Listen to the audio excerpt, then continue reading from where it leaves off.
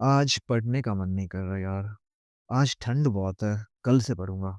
आज 2 घंटे तो पढ़ लिए, अब कल पढ़ूँगा। भाई अगर तुम भी ऐसा करते हो ना, तो एग्ज़ाम पास करना भूल जाओ।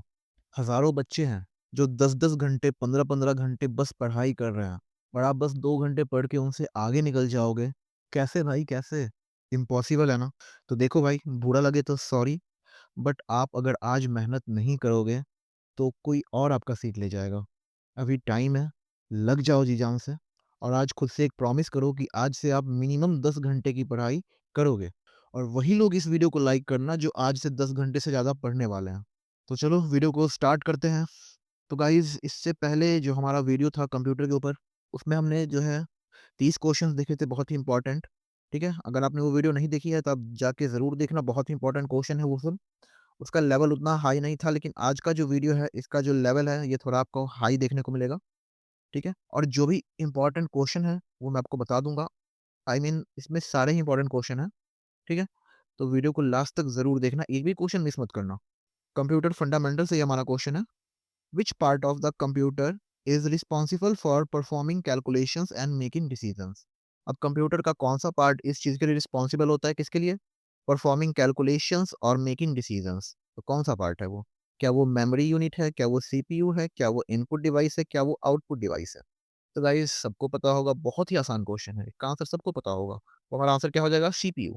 सीपीयू को ही हम कंप्यूटर का ब्रेन भी कहते हैं, दिमाग, ठीक है? कंप्यूटर का दिमाग सीपीयू को ही कहते हैं। तो ये सारे जो फंक्शंस होते हैं, कैलकुलेशंस के, डिसीजंस के, जो भी फंक्शंस होते हैं, वो सब सीपीयू करता है, ठीक है? तो हमारा आंसर हो जाएगा सीपीयू। अगला क्वेश्चन है हमारा, what is the smallest unit of data in a computer? Computer में स्मॉलेस्ट यूनिट क्या होता है डेटा का? क्या वो बाइट होता है? क्या वो बिट होता है या किलोबाइट होता है या मेगाबाइट होता है? तो हमारा आंसर क्या हो जाएगा गाइज़? हमारा आंसर हो जाएगा बिट, ठीक है? जो सबसे छोटा यूनिट होता है वो क्या होता है? बिट होता है, ठीक है? अगला प्रश्न देखते हैं। अगला प्रश्न है हमारा, which device is used to produce a hard copy of document? अब हार्ड कॉपी क्या होता है? जो हम छू सकते हैं, जिसे महसूस कर सकते हैं, जो एक पेज होता है, ठीक है? और जो सॉफ्ट कॉपी होता है, जैसे पीडीएफ होता है, वो सॉफ्ट कॉपी हुआ। हार्ड कॉपी क्या हो गया? एक पेज हो गया, पन्ना, ठीक है? तो हार्ड कॉपी कौन प्रोड्यूस करता है? मॉनिटर प्रोड्यूस करता है क्या? क्या प्रिंटर प्रोड्यूस करता है या स्कैनर या सीपीयू? कौन-सा प्रोड्यूस करता है? तो ये तो बहुत ही आसान क्वेश्चन है, ठीक है? देखिए इसमें भी बच्चे गलती कर लेते हैं। हमारा आंसर क्या हो जाएगा? Printer. Option B printer. Printer से जो है हम हार्ड कॉपी ले सकते हैं, है ना? क्योंकि हम प्रिंटर में जब पेज डालते हैं तो उसमें जो भी डॉक्यूमेंट होता है, डॉक्यूमेंट का डेटा उसमें छप के आ जाता है ना? चलिए। हाँ, तो अगला क्वेश्चन है, what does Rome stand for? यानी रोम का जो फुल फॉर्म है वो क्या होता है? हमारे पास ऑप्शन है, random only memory, read only memory, random output memory या फिर रीडेबल आउटपुट मेमोरी। आंसर क्या होना चाहिए गाइस? इसका आंसर हमारा हो जाएगा रीड ओनली मेमोरी, ठीक है? क्या हो जाएगा? Read only memory. मतलब हमारा आंसर हो जाएगा option B, read only memory. चलिए, अगला क्वेश्चन हमारा, which of the following is not a storage device? इन सब में से स्टोरेज डिवाइस कौन-सा नहीं है? क्या हार्ड डिस्क, क्या यूएसबी ड्राइव है, क्या रैम या क्या सीडी-रोम? तो गाइज़ ये बहुत ही आसान क्वेश्चन है। हमारा आंसर क्या हो जाएगा? रैम। रैम जो है स्टोरेज डिवाइस नहीं है। इसमें डेटा कुछ देर के लिए ही टेम्परेरी डेटा स्टोर होता है। जब हम किसी एप्लीकेशन या सॉफ्टवेयर को यूज़ करते हैं, तो कुछ समय के लिए वो डेटा रैम में रहता है ना? जैसे ही हम बंद करते हैं, उस एप्लीकेशन को क्लोज़ करते हैं, वो डेटा रैम से डिलीट हो जाता है। बाकी हम हार्ड डिस्क में जो है डेटा स्टोर करके रख सकते हैं, यूएसबी ड्राइव में रख सकते हैं और सीडी-रोम में भी रख सकते हैं। ठीक है? सीडी-रोम तो आपको पता ही होगा, ये जो सीडी-रोम होते हैं, ऐसे होते हैं। है ना? चलिए। अगला प्रश्न हमारा, एमएस ऑफिस से हमने कुछ क्वेश्चन डाले हैं जिसमें आपको वर्ड, एक्सेल, पावर पॉइंट सबसे क्वेश्चन देखने को मिलेगा और एक क्लर्क के लिए इन सब से बहुत सारे क्वेश्चन आते हैं क्लर्क के एग्जाम में, क्योंकि क्लर्क को जो है कंप्यूटर पे काम करना बहुत रहता है, खासकर खासकर इन सब एप्लीकेशंस का यूज़ उन्हें बहुत करना पड़ता है। तो इसलिए इन सब एप्लीकेशन को अगर आपने नहीं सीखा है तो जल्द से जल्द इसे सीख भी लीजिए आप, क्योंकि आपके बहुत ही काम में आएगा ये सब जो सॉफ्टवेयर है, ठीक है? चलिए क्वेश्चन देखते हैं। तो हमारा क्वेश्चन है, in MS Word which shortcut key is used to open the find dialog box? ठीक है? तो फाइंड डायलॉग बॉक्स क्या होता है? अगर हमें डॉक्यूमेंट में कुछ फाइंड करना होता है, मतलब कुछ खोजना होता है। मान लीजिए आपके पास डॉक्यूमेंट है और उसमें आपको कोई वर्ड खोजना है या कोई लेटर खोजना है, तो आप उसके लिए कौन-सा शॉर्टकट की यूज़ करते हैं? क्या कंट्रोल ओ या कंट्रोल एफ या कंट्रोल एच या कंट्रोल पी? तो हम क्या यूज़ करते हैं? Control F. ठीक है गाइज़? कंट्रोल एफ से, यानी एफ से आप देख सकते हैं फाइंड, और एफ से कंट्रोल एफ से आपका फाइंड हो गया और यहाँ पे आप इसे शॉर्टकट की निकाल सकते हैं एफ से फाइंड। ठीक है गाइज़? अगला क्वेश्चन देखते हैं। What is the function of the merge and center tool in M S Excel. ठीक है, तो जो मर्ज एंड सेंटर टूल होता है एम एस एक्सेल में, इसका फंक्शन क्या होता है, किस लिए हम इसका यूज करते हैं। तो ऑप्शन हमारे पास to combine and align text from multiple cells into one cell, to add data to multiple cells, to split data into multiple cells, या फिर to centre align text without merging cells. तो हमारा answer जाएगा इस, वो क्या हो जाएगा, हमारा आंसर हो जाएगा ऑप्शन ए। क्या हो जाएगा, to combine and align text from multiple cells into one cell. मतलब हम जो है मल्टीपल सेल से एक सेल में हम जो है अलाइन करते हैं डेटा को या कोई भी टेक्स्ट को, तो उसके लिए हम जो है मर्ज एंड सेंटर सेल का यूज करते हैं। ठीक है, जैसे कि आपका दो सेल में डेटा है और आपको एक ही सेल में उसे डालना है, तो आप उसके लिए मर्ज कमांड यूज कर सकते हैं। ठीक है गाइस, चलिए अगला क्वेश्चन देखते हैं। चलिए अगला क्वेश्चन हमारा, what is the default orientation of slides in MS power point.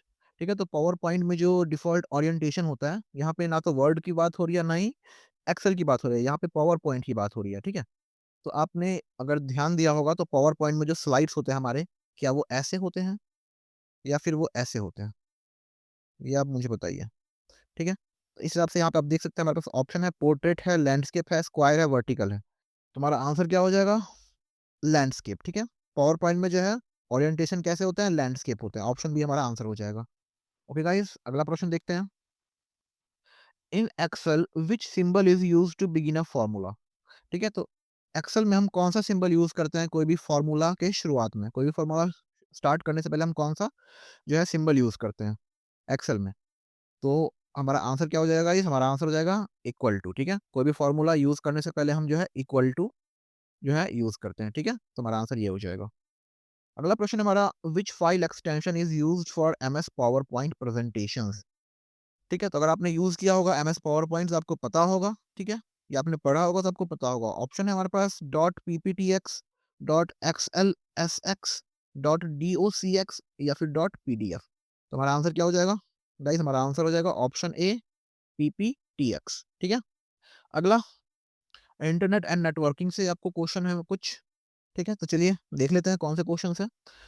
Question हमारा, which type of network covers a small geographic area like an office और होम। तो स्मॉल जियोग्राफिक एरिया के लिए हम कौन सा नेटवर्क यूज करते हैं जो हमारे छोटे से एरिया को कवर कर सकता है। तो हमारे पास ऑप्शन है लैन, वैन, मैन, पैन। तो इसका आंसर क्या हो जाएगा इस, इसका आंसर हो जाएगा हमारे पास ऑप्शन ए, लैन। ठीक है, अगला प्रश्न हमारा, which of the following is use to translate domain names into IP address. ठीक है, तो यहाँ पे आप देख सकते हैं डोमेन नेम्स को जो है आईपी एड्रेस में ट्रांसलेट कौन करता है।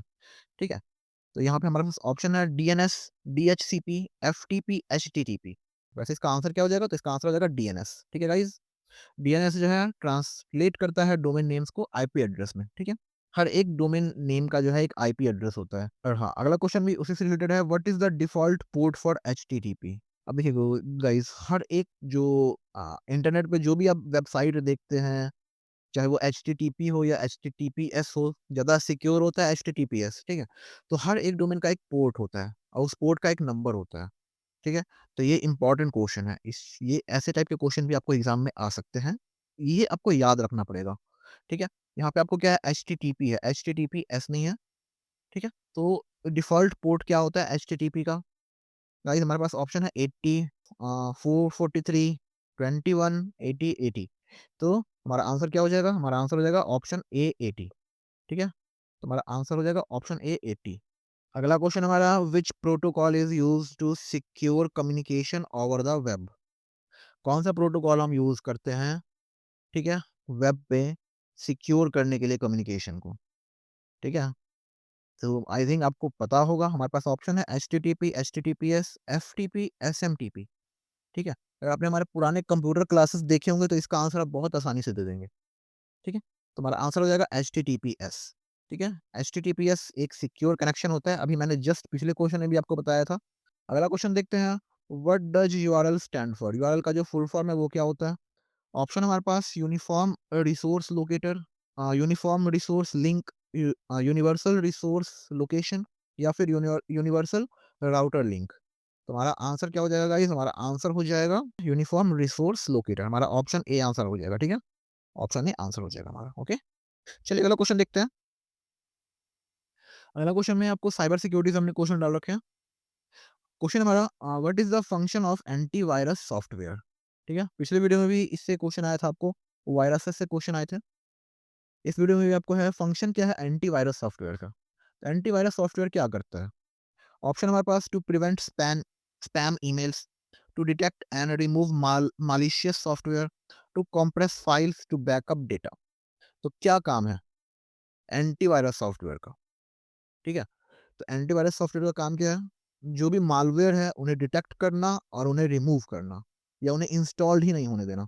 ठीक है? तो ये हमारा आंसर क्या हो जाएगा? हमारा आंसर हो जाएगा option B, to detect and remove malicious software. Okay? चलिए अगला क्वेश्चन देखते हैं। What type of attack involves pretending to be a trusted entity to steal information?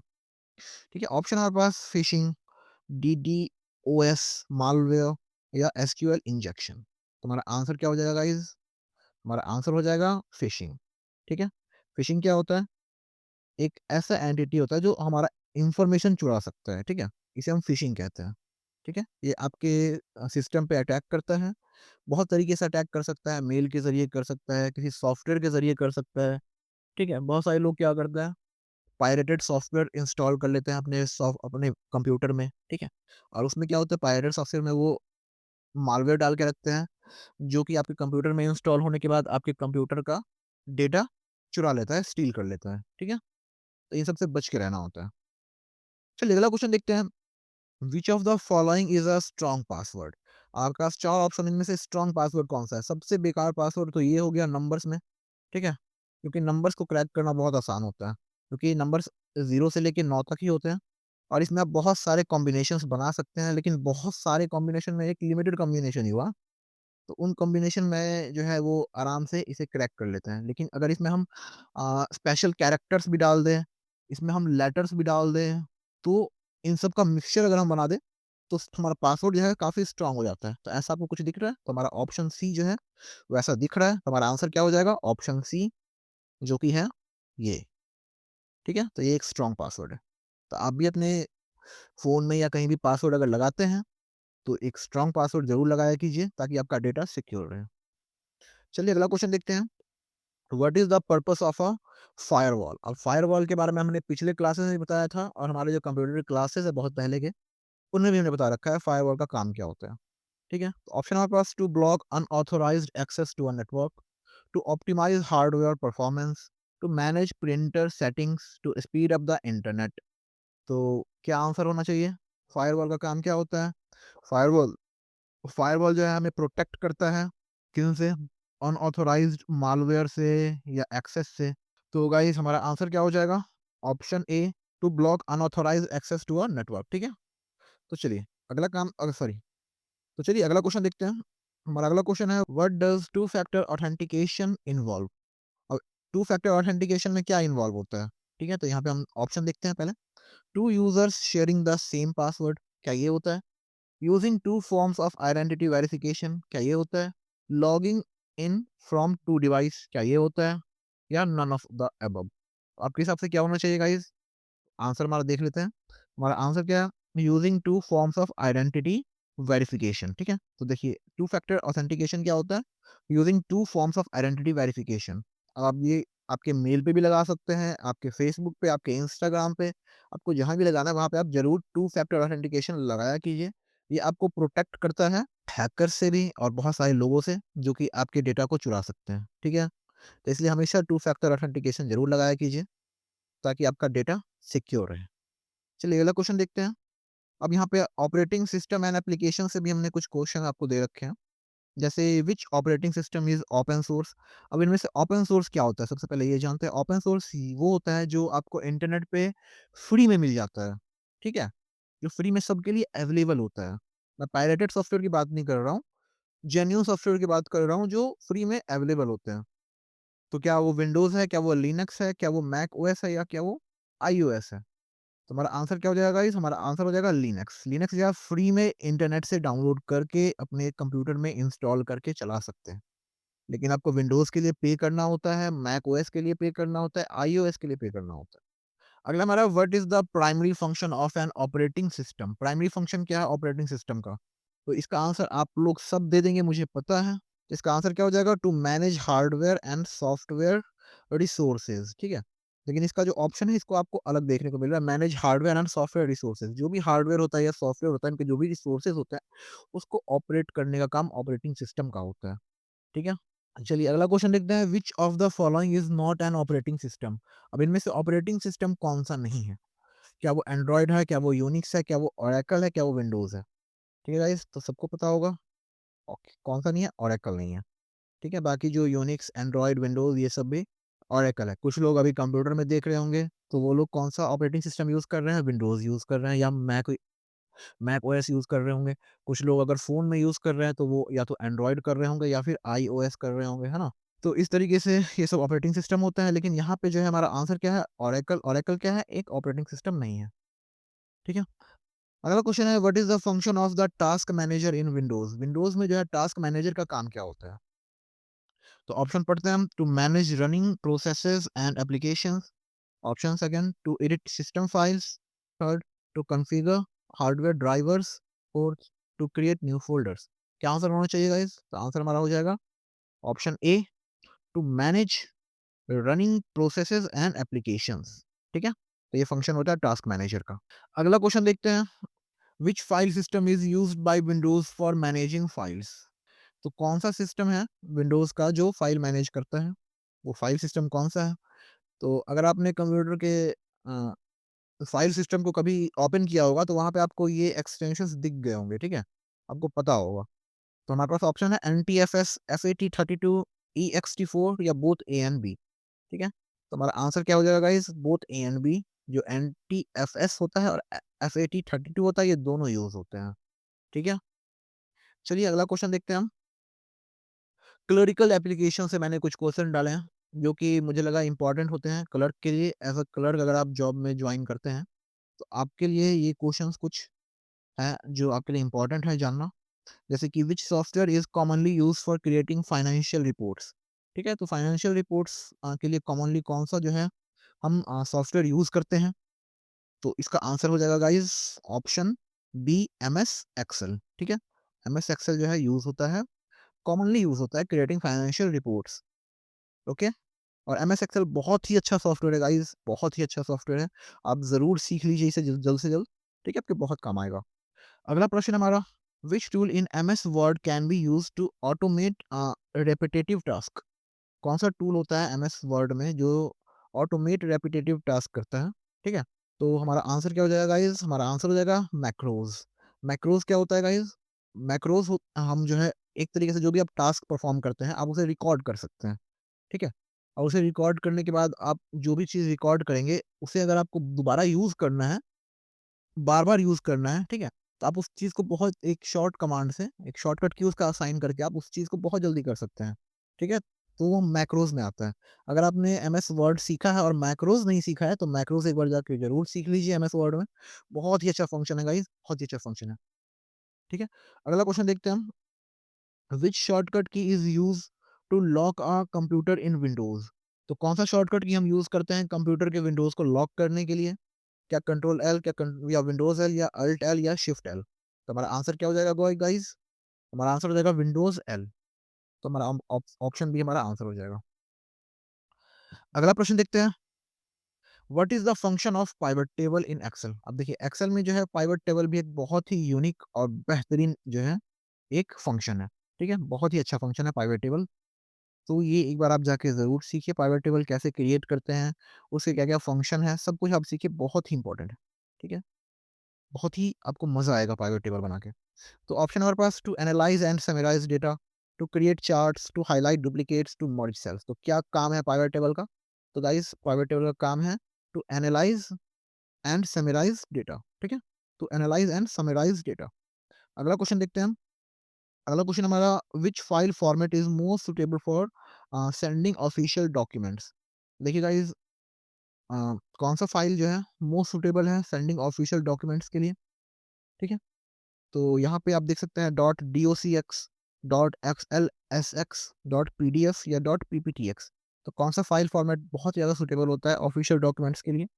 तो गाइस ये सब तो है सॉफ्टवेयर के एक्सटेंशन है, लेकिन जो आपका पीडीएफ है, तो हमारा आंसर क्या हो जाएगा? पीडीएफ। पीडीएफ जो है हम जैसे कि आपने कोई भी डेटा बना लिया, तो उसे आप पीडीएफ में एक्सपोर्ट करके उसे भेज सकते हैं आप।